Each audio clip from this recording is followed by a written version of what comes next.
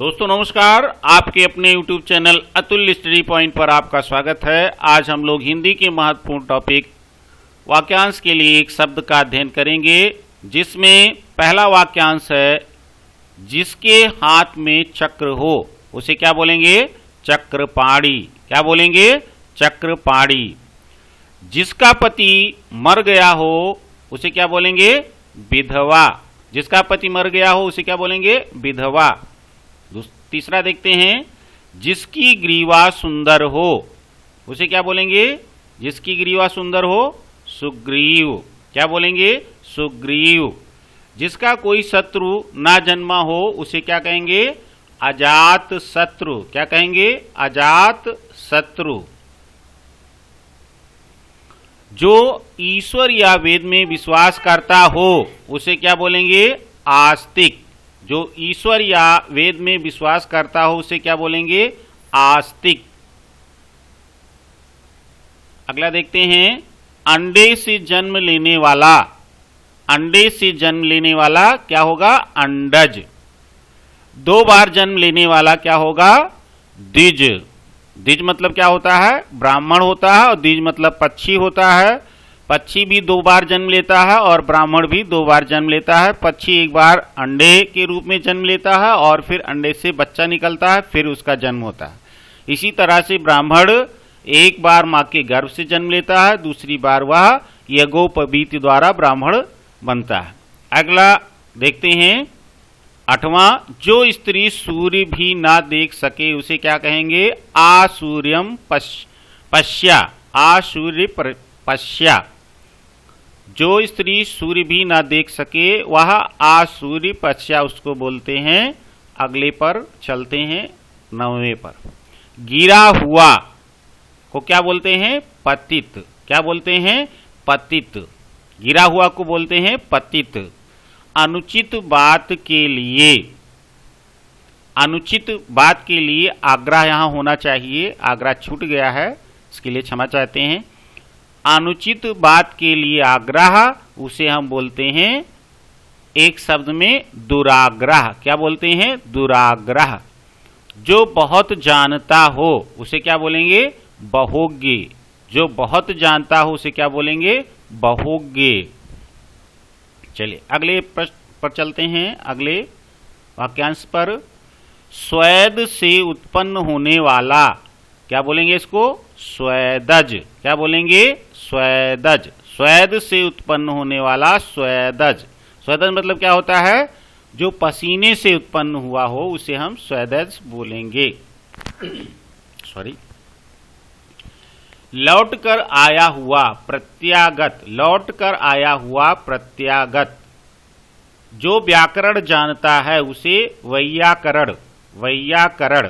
क्या बोलते हैं? जो व्याकरण जानता है उसे वैयाकरण बोलते हैं। चलिए अगले नंबर पर, जो लोक में संभव ना हो। जो लोक में संभव ना हो उसे अलौकिक कहते हैं। क्या कहते हैं? अलौकिक कहते हैं। क्या कहते हैं? अलौकिक कहते हैं। जो लोक में संभव ना हो वह अलौकिक कहलाता है। सॉरी। आशा से अधिक। आशा से अधिक के लिए एक शब्द होगा आशातीत। क्या होगा? आशातीत। चलिए अगले प्रश्न पर, जो मुकदमा दायर करता है वादी या मुद्दई। वादी या मुद्दई। जो मुकदमा दायर करता है वादी या मुद्दई कहलाता है। पैर से सिर तक आपाद मस्तक। पैर से सिर तक क्या होगा? आपाद मस्तक। क्षण में नष्ट होने वाला क्षण भंगुर। क्षण में नष्ट होने वाला क्या होगा? क्षण भंगुर। सॉरी। अगला देखते हैं, ये आगामी एग्जाम के लिए बहुत ही महत्वपूर्ण वाक्यांश के लिए एक शब्द है, चाहे जो एग्जाम है। जिसकी बुद्धि कुश के अग्र की तरह पैनी हो उसे हम बोलते हैं कुशाग्र बुद्धि। जिसकी बुद्धि कुश के अग्र की तरह पैनी हो उसे क्या बोलते हैं? कुशाग्र बुद्धि। अगला देखते हैं, बिना परिश्रम के अनायास या बिना आयास के, उसको हम बोलते हैं अनायास। बिना परिश्रम के क्या बोलेंगे एक शब्द? अनायास।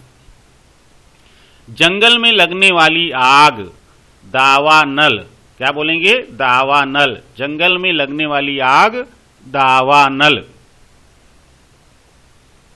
जिसकी आशा ना की गई हो, अप्रत्याशित। क्या बोलेंगे? अप्रत्याशित। जिसकी आशा ना की गई हो उसे बोलेंगे अप्रत्याशित।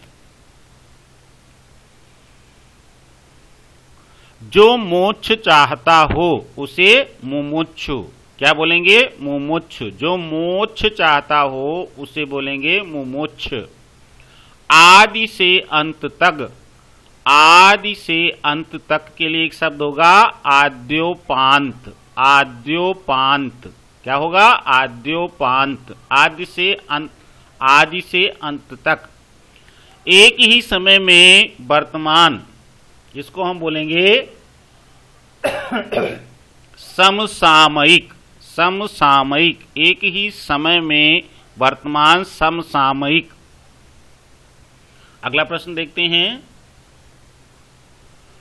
जो मापा ना जा सके, अपरिमेय।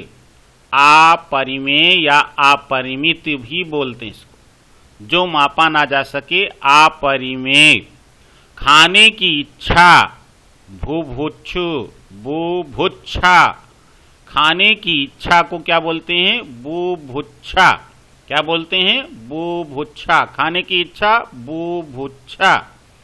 बिना पलक या निमिष गिराए, निर्निमेष। इंपॉर्टेंट है ये। निर्निमेष भी बोलते हैं, आपलक भी बोलते हैं, एकटक भी बोलते हैं। आइए देखते हैं, बिना पलक या निमिष गिराए, निर्निमेष, आपलक, एकटक, ये सभी बोला जाता है। अगले प्रश्न पर चलते हैं। किसी काम में दूसरे से बढ़ने की इच्छा, किसी काम में दूसरे से बढ़ने की इच्छा के लिए एक शब्द है स्पर्धा। स्पर्धा। किसी काम में दूसरे से बढ़ने की इच्छा, स्पर्धा। क्या कहलाती है? स्पर्धा। अगला है, जो बाएं हाथ से सधा हुआ हो। जो क्या होगा? जो बाएं हाथ से सधा हुआ हो, सब्यसाची। क्या बोलेंगे? सब्यसाची।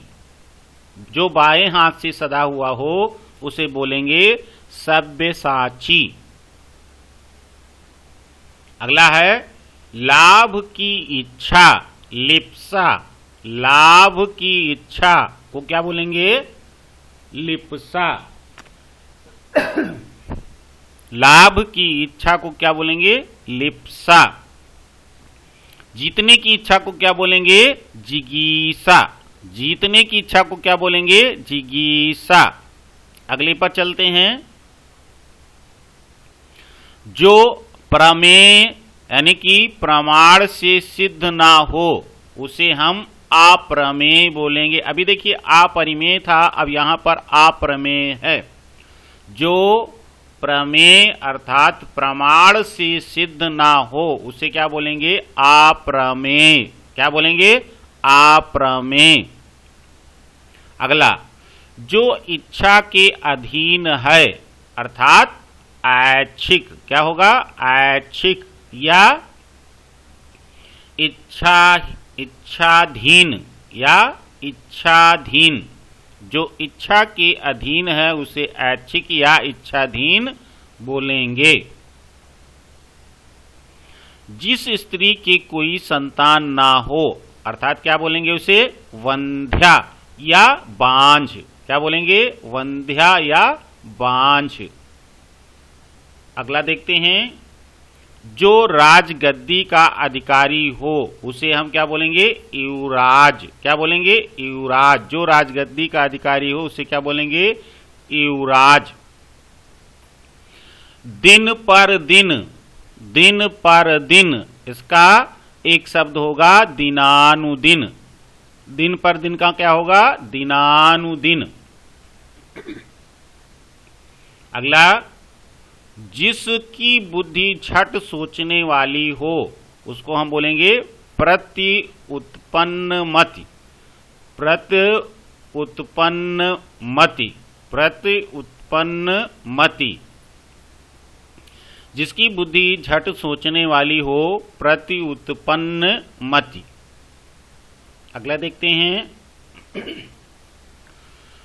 वह जिसकी दृष्टि दूर तक जाए, दूरदर्शी, दूरंदेश, अग्रसोची, ये तीन होता है इसका। जिसकी दृष्टि दूर तक जाए, दूरदर्शी, दूरंदेश, अग्रसोची, ये सभी इसका होता है।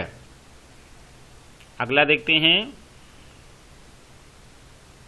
जहां खाना मुफ्त मिलता है सदा व्रत। जहां खाना मुफ्त मिलता है सदा व्रत। जहां खाना मुफ्त मिलता है सदा व्रत।